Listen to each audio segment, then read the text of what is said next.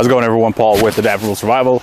Just out on a hike today, about sundown now. But what I want to do in this video is continue on in the Ultralight Survival series. In this video, we are going to talk about ultralight containers.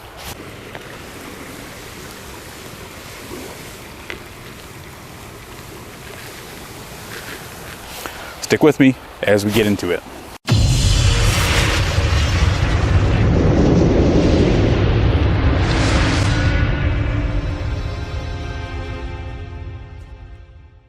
All right, so I have a few different containers here. As you can see, some of these are metal. One of them is plastic. So I will cover all that a little bit more in depth here with each one of these pros, cons, just off of the surface. These aren't full-on reviews of any of these products. Those videos will come down the road. Now, with looking at ultralight containers, I'm not so much looking at this from going as light as possible, because obviously I could switch out any of these with smart water bottle or some sort of equivalent bottle that a lot of ultralight backpackers, thru hikers use, and that is definitely an option. For me, outside of the weight and trying to keep that as low as possible, I want to look at long-term durability, how many times I can use it moving forward. So that's what led me to just selecting these 6 pieces that I have in my collection.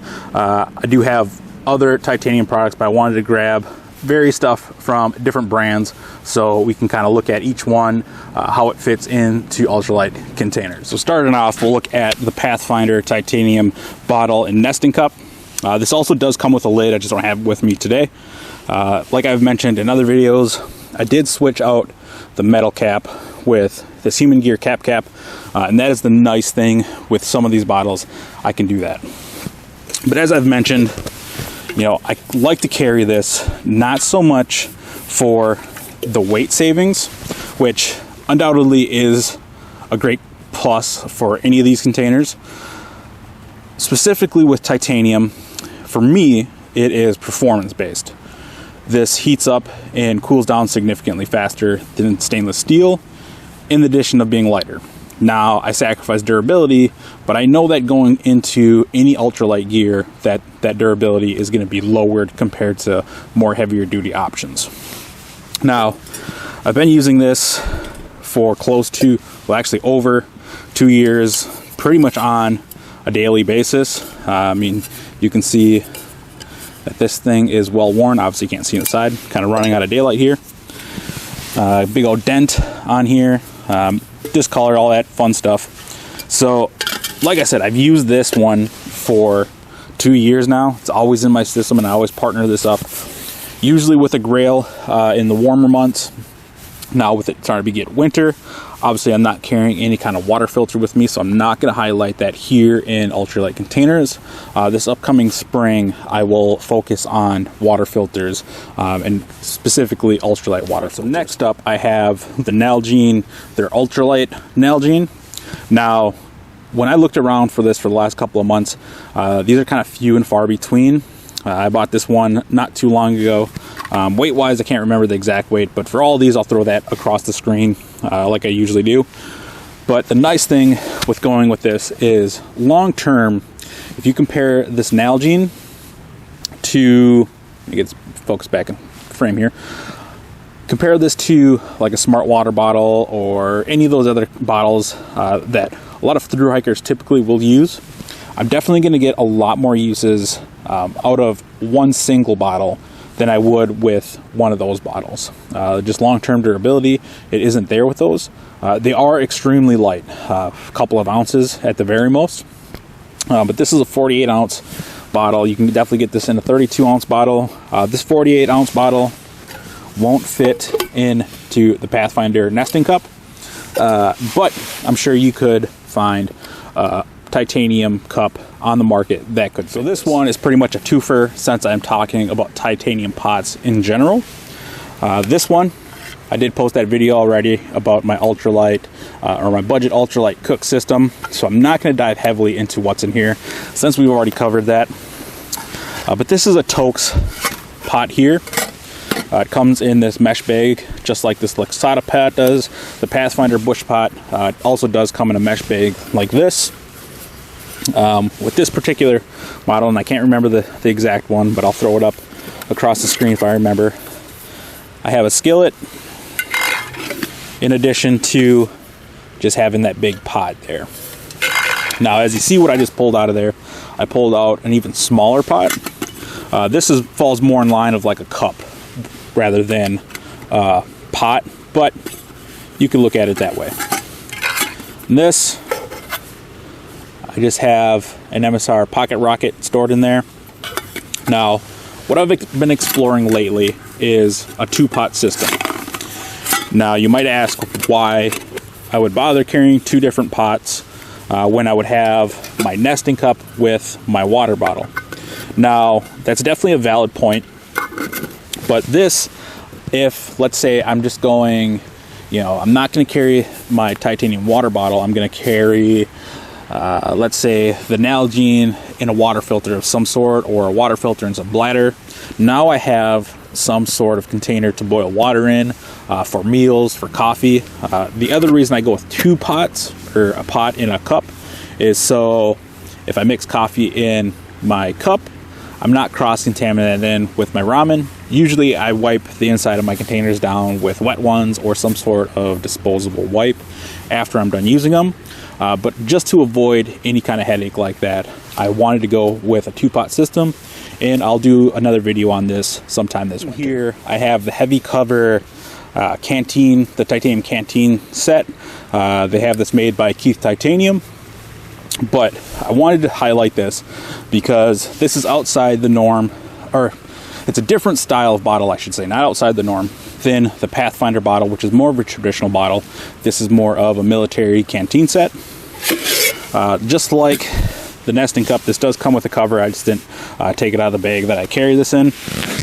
But you got your titanium canteen cup, and you got your canteen here.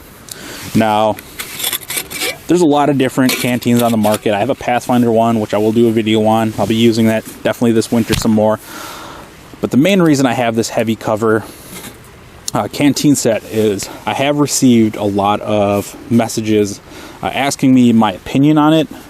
I've never had firsthand experience with one. So for me, as an outdoor educator that's running a YouTube channel and teaches, I need to get hands-on experience with products that are on the market so I can give my honest opinion of that product, how it performs, what I liked about it, what I didn't like about it, those sorts of things.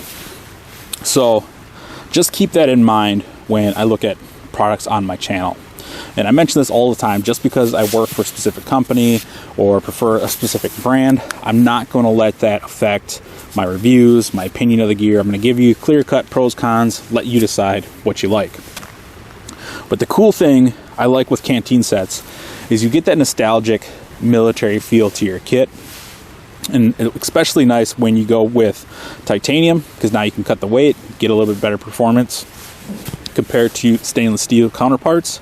And there are Nalgene canteen bottles, so you could actually switch out this main bottle with one of those, carry the canteen cup easily and efficiently, and that way you're further lowering that weight a little bit. I can't remember the exact weight on the Oasis canteen. If I can find it, I will throw it across the screen compared to the weight of this heavy cover Keith Titanium canteen. So this is just another option for titanium containers. Like I said, there's loads of different options out there. Just pick the brand that you wish to what's the word I'm thinking of, support. Man, why I can't think of that, I don't know, but just make that decision whenever you're buying your products, whatever fits your need the best. And then if you want to buy from an Amazon seller that's selling directly from China, go that route. If you want to support American companies, you can go that route as well. Now, the last bottle that I wanted to touch on, or last container I wanted to touch on, is this insulated Thermos bottle from GRS. It's the Microlight. It's 13 ounces, so not as light as some of these other options. But the main reason I have this, with it being winter, snow on the ground, I like to carry an insulated bottle. Now, when I found this one I liked it because now I don't have to carry a big, heavy, bulky thermos bottle. I can carry an insulated bottle, so I can keep my hot drinks hot, my cold drinks cold, year round if I wanted to. So I picked this up at least a year and a half, maybe even 2 years ago, and I've been using it off and on ever since. I will do a review on this sometime this winter when I'm out on an overnighter, but I just wanted to show this as an insulated bottle option that's really, really light. There may be lighter options. I'm not 100% sure. Let me know if you know of any in the comment section down below.